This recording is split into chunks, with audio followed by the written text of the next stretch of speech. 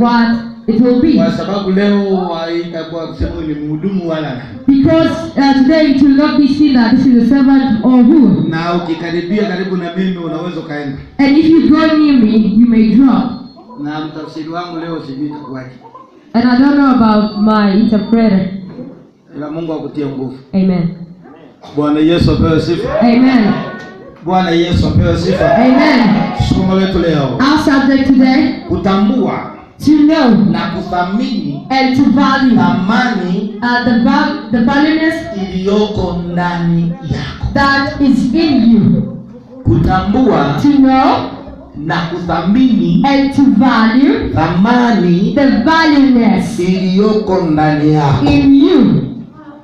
Hichi kitu ninachokufundisha, this thing that I'm teaching, hakiko nje na wewe. It is not out of you. Iko ndani mwako. It is in you. Hicho ndicho ninachokwenda kukigusa. That is what I'm going to touch. Na hicho ndicho utakachokitumia leo. And that is what you are going to use. Hicho ndicho kitakachokuinua. And it is going to raise you today. Hata vita ulizonavyo, even the battle you have, ni kwa sababu ya kile ulichonacho. It is because of what you have. Lakini hujajua ni cha thamani. But you don't know that it is valuable.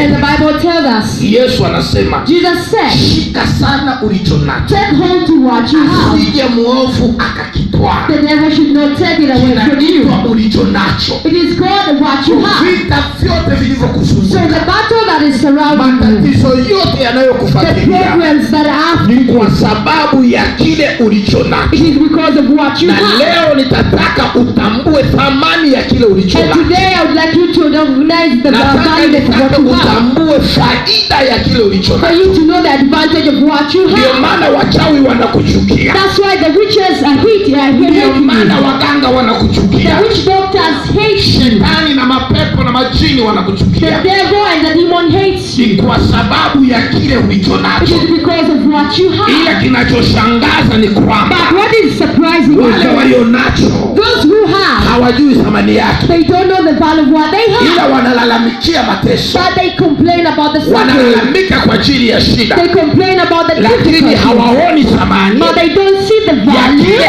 ambacho of that wanacho. They have. Ndani mwako, inside you, wakati unaumbwa, when you were created, kuna pumzi ya Mungu. There is the breath of God. Uliyopulisiwa katika matundu ya pua yako.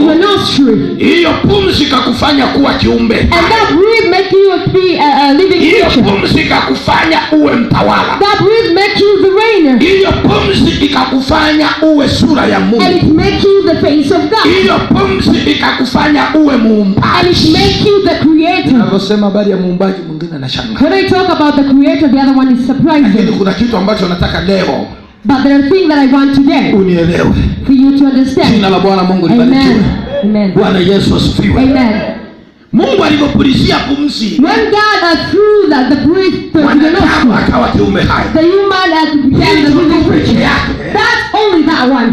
Ndicho cha thamani kilichomo ndani mwako. It is a thing that is value in you. Ile pumzi aliyopulizia kwako, that breath that He gave you, utafanyika kuwa kiumbe hai. That you meant to be a living creature. Ndicho cha thamani ulichonacho. That is the value about being a living creature. Kwa pumzi ya kinywa chake, you should know that through the breath of Biblia inasema aliumba vitu vyote. The Bible says He created everything. Na pumzi ile, and that breath, ndiyo unayoitumia leo. Is why you're using it today. Ndiyo unayoitumia leo. Is why you're using it today. Ndiyo kufanya uishi leo. Is what made you live today. Ndiyo kufanya uite mwanadamu leo.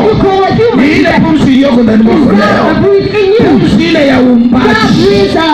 Pumzi ile ya uumbaji. Ndiyo pumzi iliyoko ndani mwako leo. Kwa pumzi hiyo, unaweza ukaumba vitu ambavyo havipo, ambavyo havionekani, ukavifanya vionekane.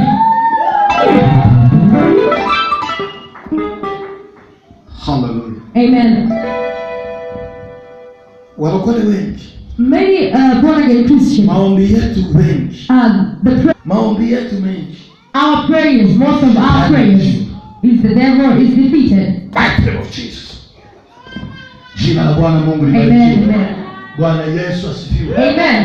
Niombe hata kama sio mhudumu, ukiona wahudumu wenyewe wa makamato, basi uwasaidie na wao pia kuwahudumia. Amen. Hallelujah. Amen. Hallelujah. Amen. Maombi yetu mengi, most of our prayers, tunamuofu adui yetu. We fear our enemy. Lakini hatujui kilichoko ndani mwetu. But we don't know what is inside us. Ni cha thamani sana. That is much valuable. Kina nguvu zaidi. That is having power. Ya yule adui yetu. Amen. That our enemy. Bwana Yesu asifiwe. Bwana Yesu asifiwe.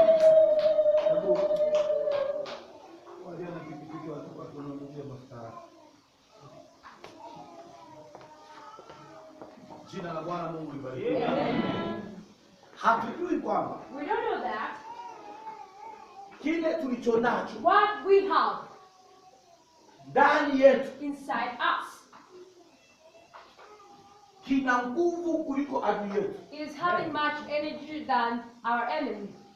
Na mtu wa Mungu, and the children, the people of God, anayemwelewa Mungu, that understand God, alishatoka katika kumuofu adui yake. He is out of the fear of the enemy of them. Gehazi aliogopa na kutetemeka. Gehazi was frightened and trembled. Ni kwa sababu bado viwango kwake vilikuwa vidogo. Because he had the low levels.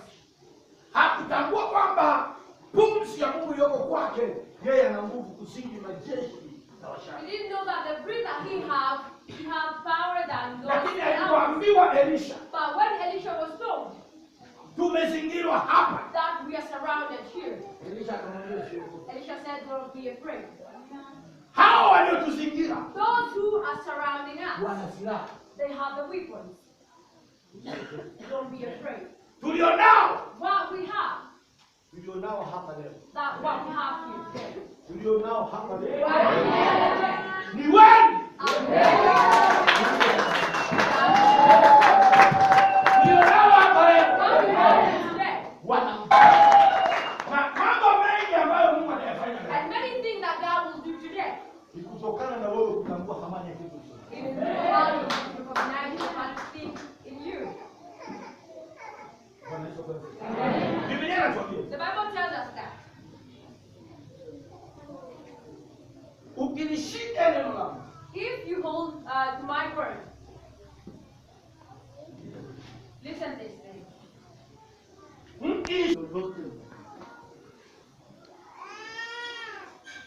Hakuna mtu anayetaka mabaya. Nobody wants bad things. Kanuni, neno likae ndani yako. The principle is that the word of God to stay in you. Ombeni lolote mtakalo. Ask anything you want. Neno likae ndani yenu. The word to stay in you. Maana yake neno lipatikane. That means the word should be found in you. In you. Liwemo neno ndani. It should be in you. Yasiwemo maneno. There should be no words. Kuna watu wana maneno. There are people having words. Lakini neno halimo ndani. But the word is not in them. Ili uweze kufanikiwa. For you to prosper.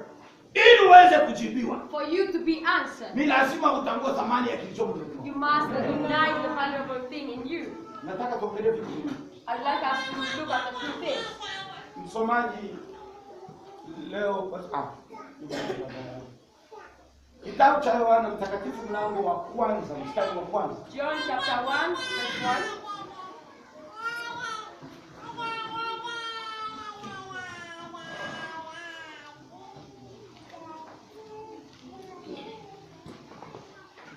Yohana Mtakatifu. John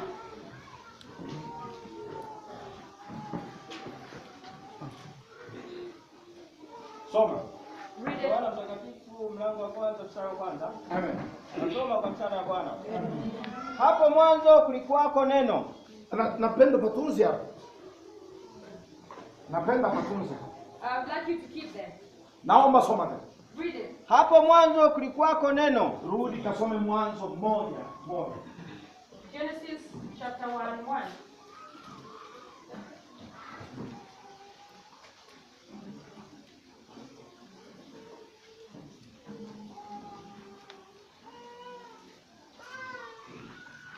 Kitabu cha Mwanzo. Genesis. Amen.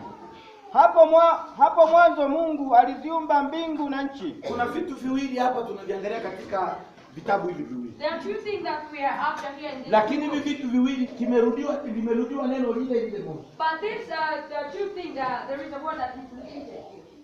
Katika Biblia anasema in the beginning. Katika Biblia anasema hapo mwanzo. Hiyo kitabu cha Mwanzo. This is Genesis. Amen. Amen. Kitabu cha Yohana In the book of John, anasema in the beginning. he said hapo mwanzo. Ukiangalia huku kwenye kitabu cha Mwanzo If you look in the book of Genesis, anasema hapo before everything, kabla ya uumbaji, before the creation, kabla hakujatokea vitu tunavyoviona leo, before the things that we are seeing today happened, wakati haijulikane nini kitakachotokea, the time the things what will be happen was not known. hapo mwanzo. At the beginning, Mwanzo maana yake kabla. at the beginning means before. Amen. Amen. Wakati usiojulikana kitu chochote. The unknown time there. Amen. Amen.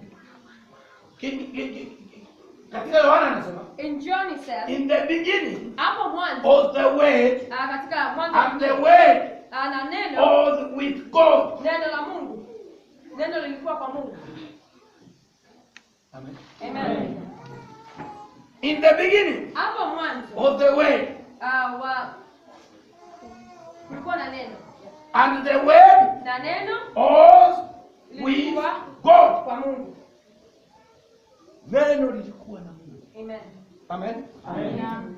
Huku anasema Here he in said, the beginning hapo mwanzo, God created Mungu aliumba the heaven mbingu and the earth. na nchi. Yohana anatupa picha ya vitu vilivyokuwepo pale. John give us the description of what were there before. Tunapoangalia katika Mwanzo, When we take a look at Genesis, tunaambiwa mwanzo, we were told that Mungu in the beginning, aliumba. God created. lakini Yohana But John, anatuambia he says, hapo mwanzo in the beginning, kulikuweko na neno, there was a word, naye neno and that word alikuweko kwa Mungu, was to God, naye neno and that word alikuwa Mungu. was God. Na jinsi tunavyomsoma neno And hapa, the way we read this word here, tunamsoma nafsi anayeishi. we read the living soul. Hatusomi maandishi We yaliyoandikwa. don't see us read the scriptures. Amen. Napenda niseme hivi. I would like to say this. Bwana Mungu atusaidie. Amen. Napenda niseme hivi. I would like to speak this. Biblia The Bible, ni shuhuda, it is a testimony. ni shuhuda za watu It is a testimony of people walioishi na neno, that left with the word. wakatembea